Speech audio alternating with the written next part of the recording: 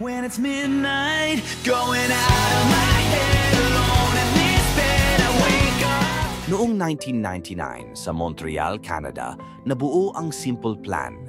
Mga magkakaibigan lang sila mula high school na gustong tumugtog ng punk music.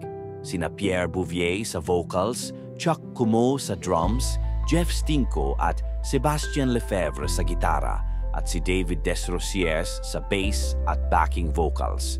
Pero bago pa si Pierre, sina Chuck at Jeff ay nasa isang banda na tinawag na Reset.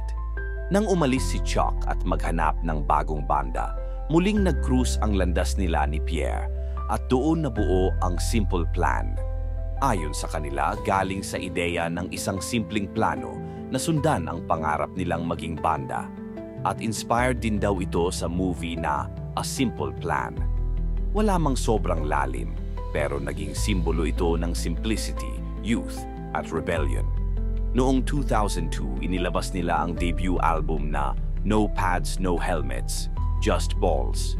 At dito na pumutok ang mga kanta gaya ng I'd Do Anything, I'm Just a Kid, para sa lahat ng feeling misunderstood, at Perfect, isang bukas na liham sa mga magulang.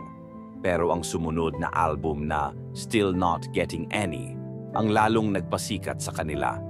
Dito lumabas ang Welcome to My Life, Shut Up, at Untitled, How Could This Happen to Me?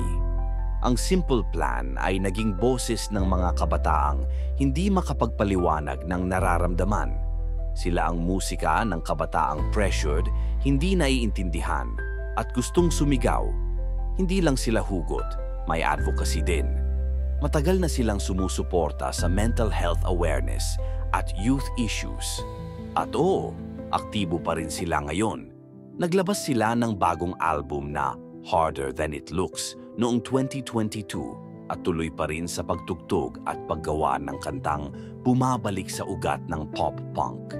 Kung sinigawan mo na dati ang linyang I'm sorry I can't be perfect o naiyak ka sa Welcome to My Life, malamang isa ka sa milyon-milyong nabuhay sa musika ng Simple Plan.